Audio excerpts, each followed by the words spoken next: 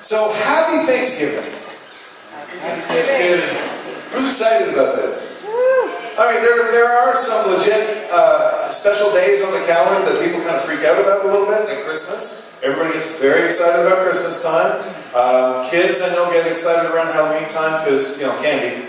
Well, that's true. Canada Day, because there's all kinds of stuff going on. I mean, there are things on the calendar that people get excited about. And I find that Thanksgiving is like, some people are big into Thanksgiving, like me. I love Thanksgiving. And others are just, it's another day, get together with my family again, They kind of miss it. So this morning, what I want to share with everybody is kind of cool what we do every morning before everybody gets here. We have our leadership team, those who are volunteering for the day, our worship team, everybody who happens to be here after setup. And before we really dig in with worship practice and stuff like that, we take everybody, we get into a bit of a huddle. And we pray together. I just believe that starting things off in the right way and talking to Him about what we're doing and the reason why we're here is a great place, in my opinion, to start, right?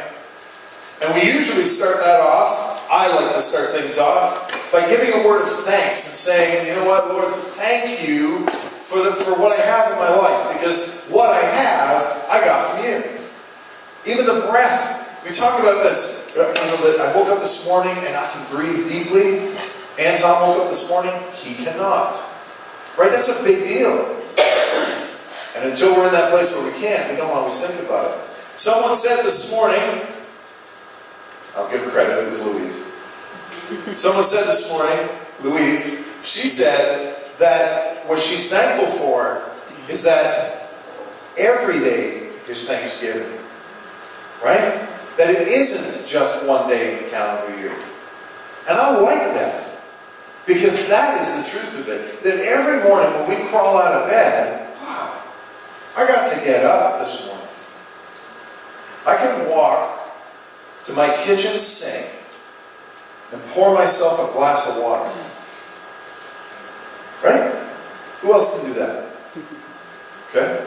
So I can get up, I can get dressed, I can walk out of my home, and there's nobody standing outside waiting to jump me when I walk out there.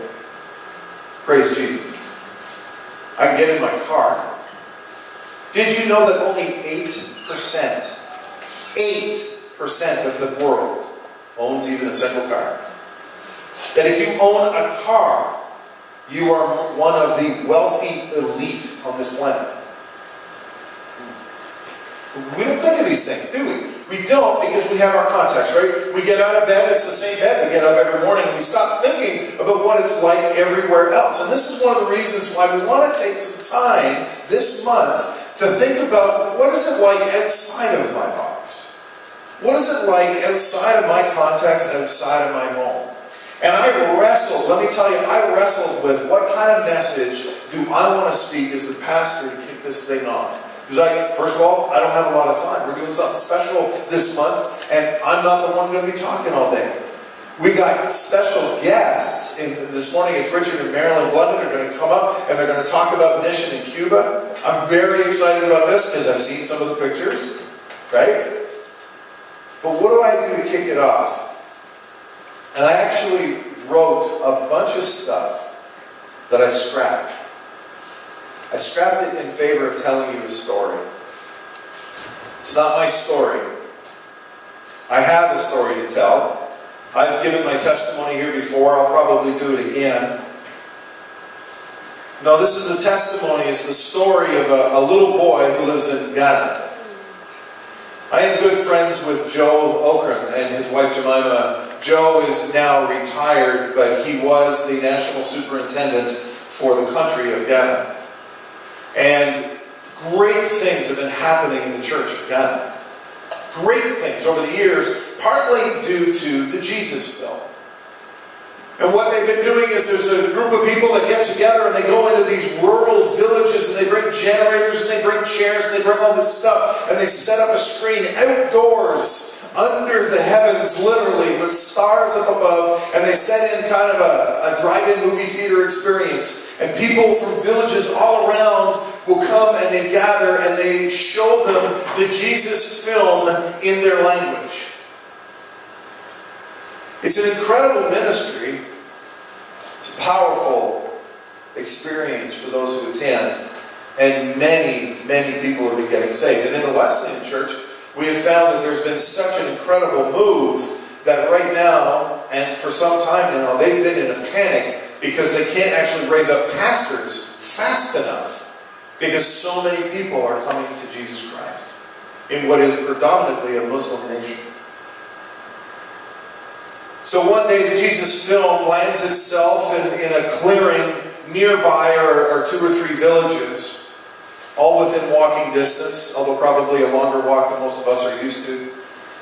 And a young boy comes to one of these things. I'll tell you this, I know most of you are assuming it, but I will confirm it. This is a true story. This young boy that I do not know his name came to the Jesus film, excited, all of his friends were there, and he sat down.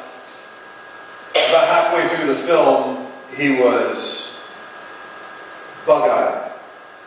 He had never heard a story like that before. And in the film, every time, it's very different over there as opposed to here where we're bombarded with video messages all the time. There, when they see it, they're realizing it. And every time Jesus performs a miracle, the crowd goes wild, like the Super Bowl.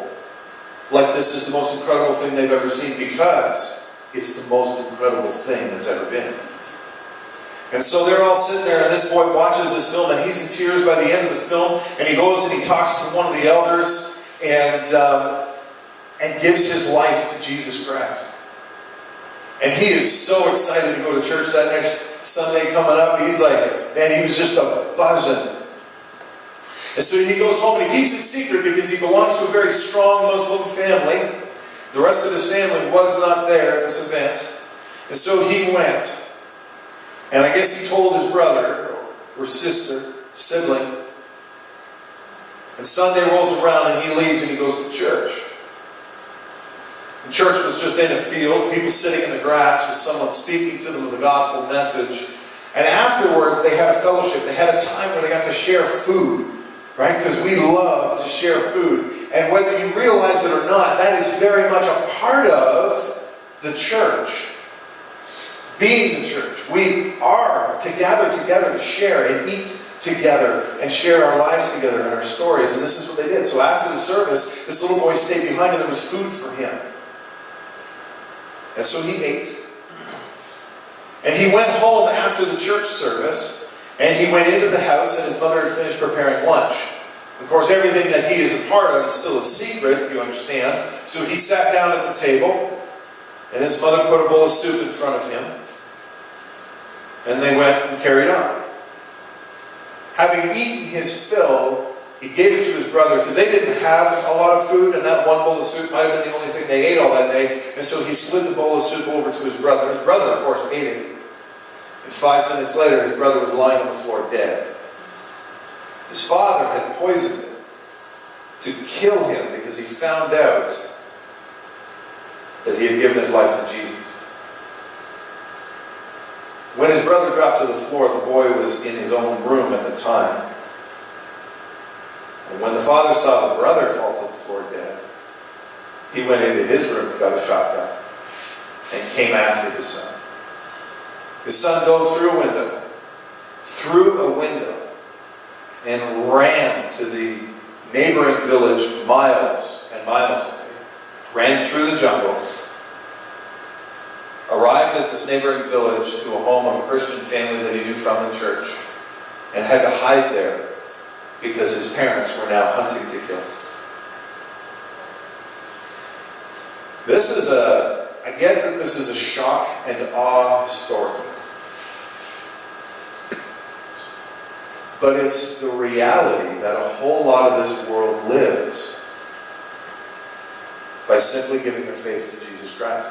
Because Jesus is dangerous. He changes everything. And the world doesn't want that change to be. The world will do anything because the world is in the throes of the enemy. The devil is known as the prince of the powers of the air.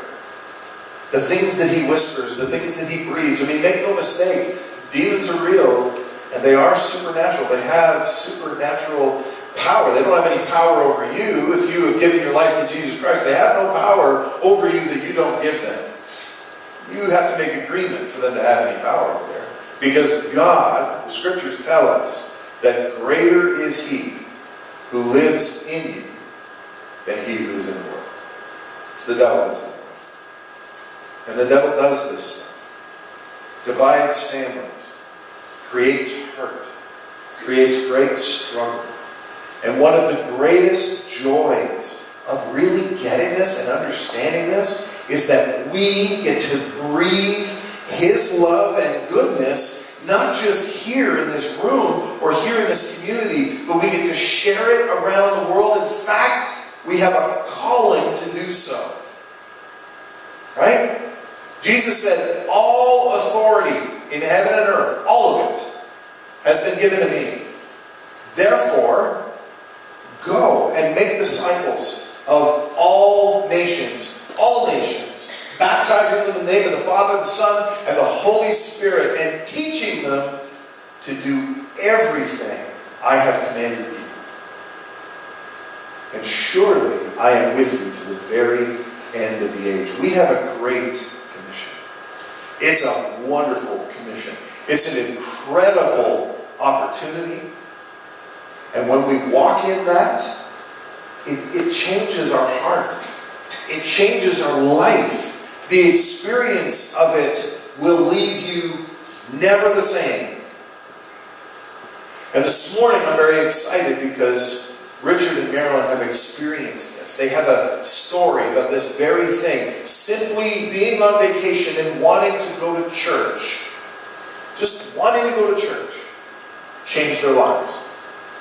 And so at this time I'm going to invite both Richard and Marilyn to come up, and I'm going to have them share their story with you. Let's give them a hand.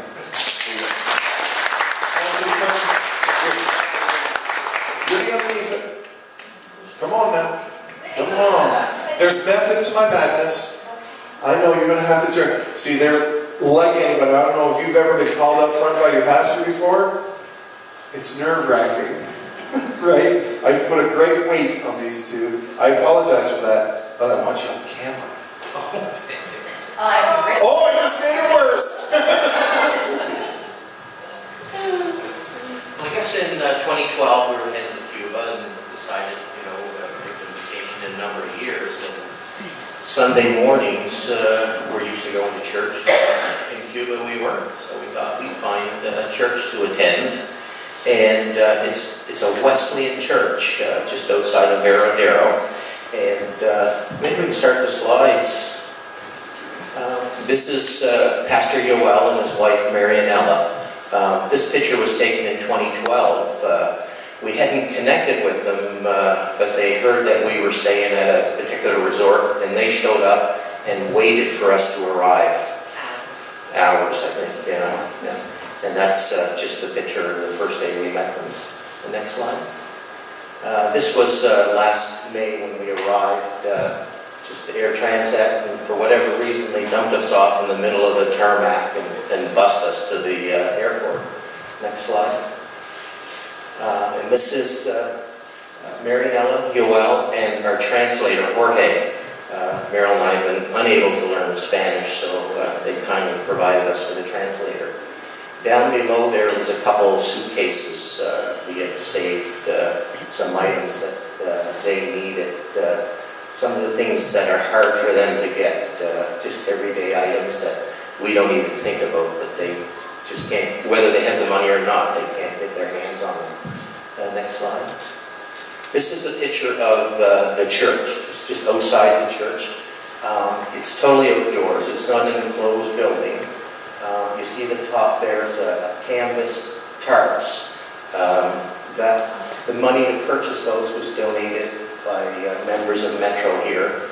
And that does two things. It keeps the rain off in the rainy season and keeps the sun off when it's really hot. We've attended services and it's usually mid-30s to the low 40s. So that was money well spent. Next slide. This is how the majority of people come and go from church. They travel in trucks, they travel in horse-led carriages. And that's just after one of the services. People are climbing in and heading home. Next slide. This is actually a video. I don't know if there's a start button on there at all. I think it's the next one. Oh, is it? Okay, try the next one.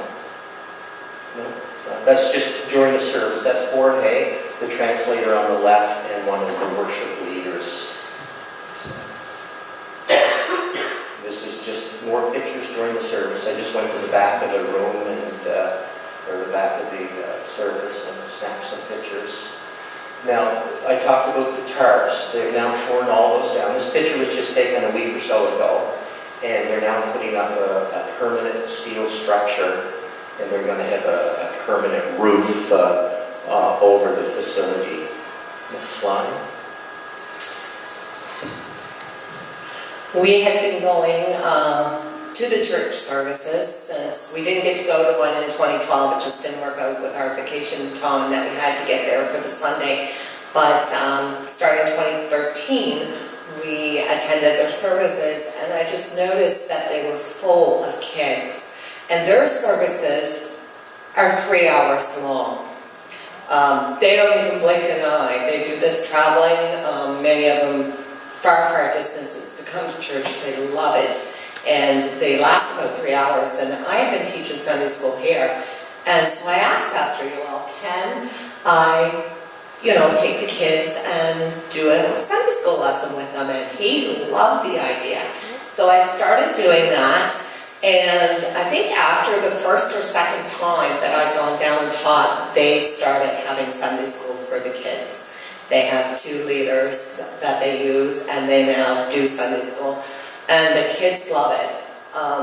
This is just this past April when I was there. I had 22 kids, and they ranged from, I think the youngest was probably not even a year old, to probably about 12. So it's where my heart lies. So it was a really great experience. Just some more Sunday school pictures.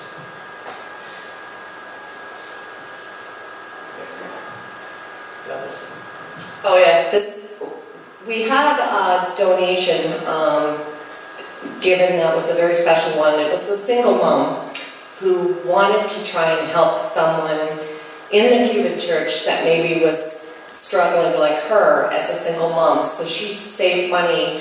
And we took it down. We asked Pastor Yoel, do you have anyone in your congregation that would be like a single mom that would be struggling?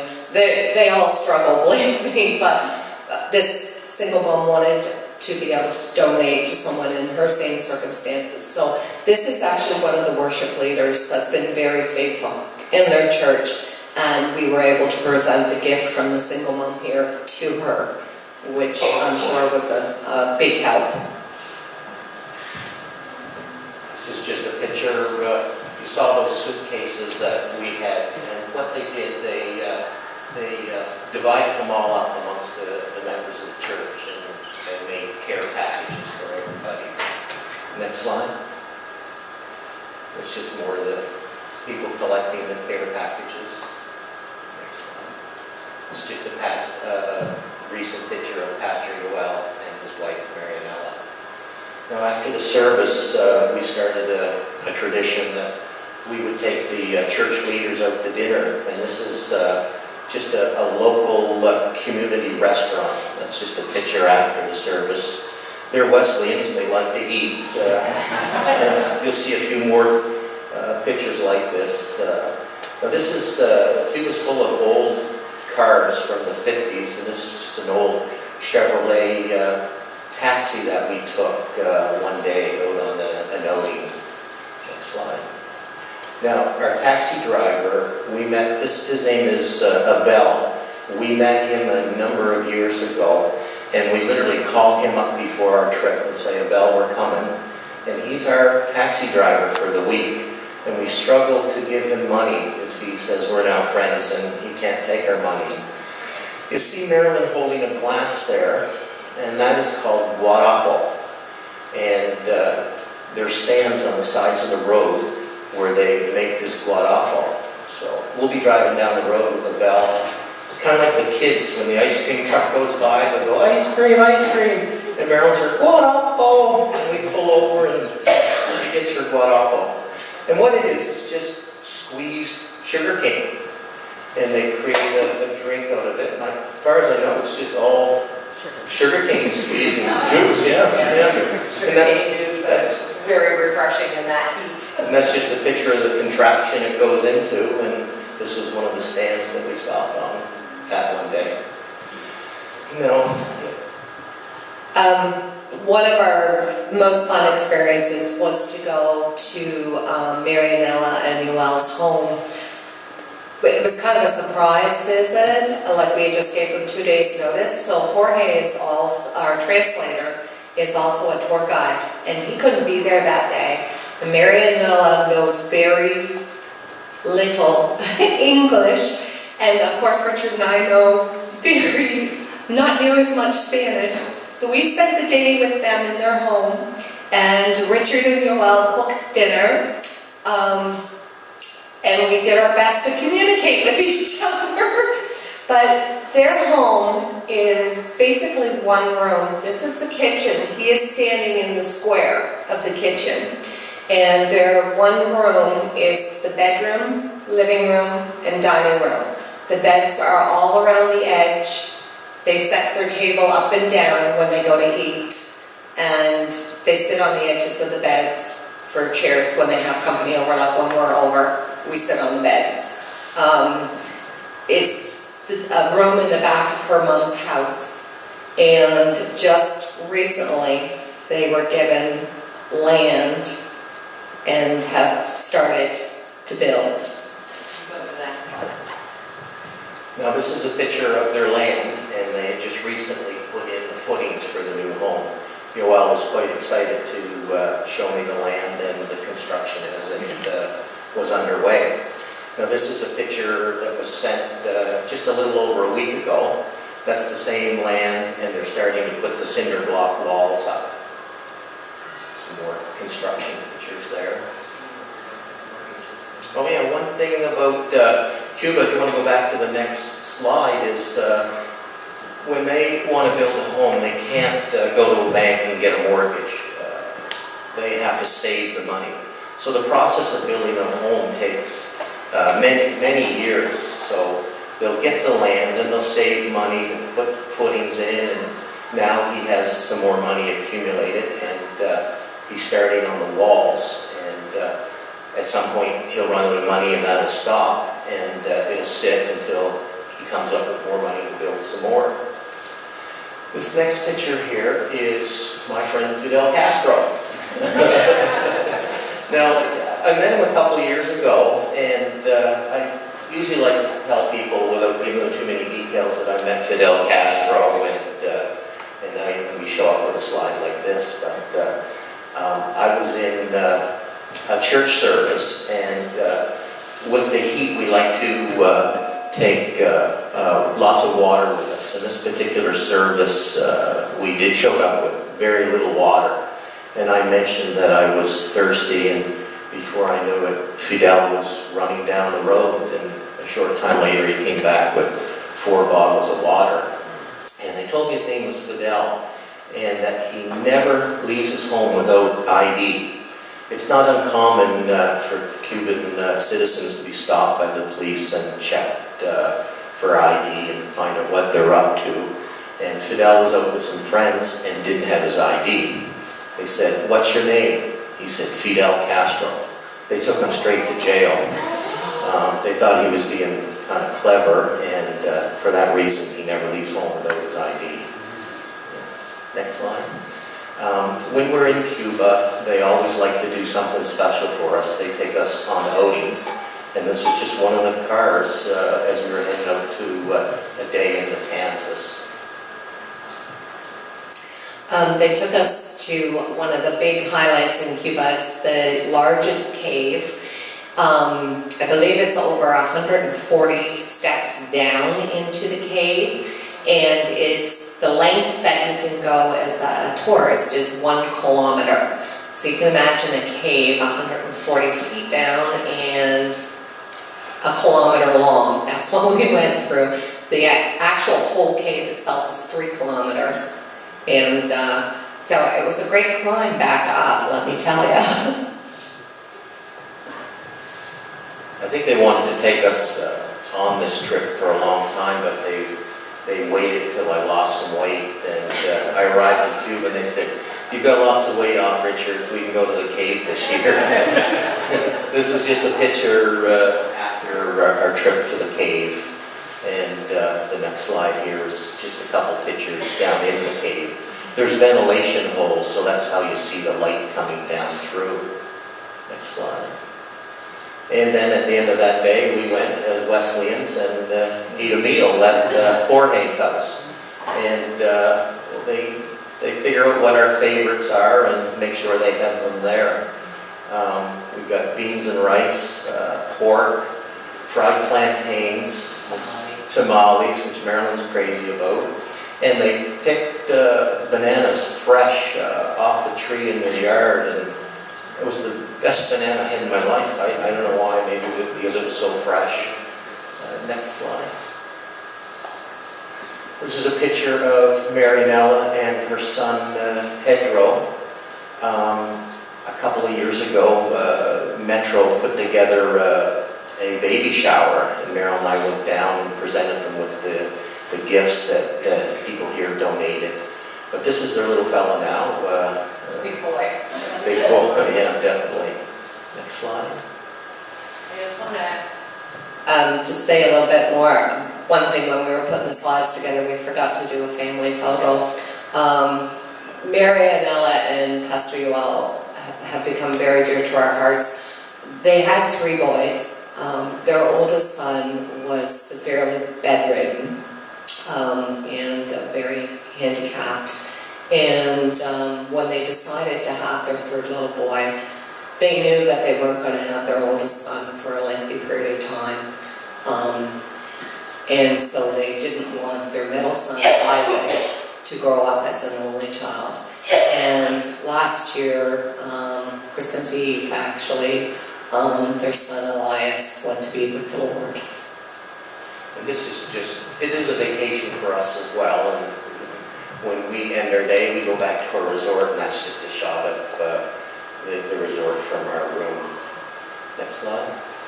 And that's just Meryl and I in Kansas after our day with Yoel and Marianella. Now, I did have a letter or an email that Yoel sent for me to read, and he sent it in Spanish, and then Jorge translated it for me. I thought I'd read it in Spanish, but that's not going to happen. So he says, "I'm very happy to have brothers and sisters that have been praying years for my family and our church. It is a blessing to have you as my brothers and sisters over these years. I bless you all in the name of Jesus. Richard and Marilyn are the face of your church for us. You are beautiful people because they are amazing.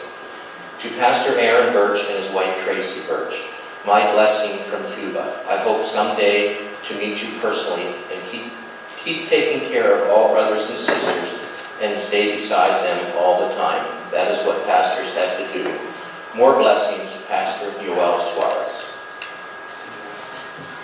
That's amazing. Thank you.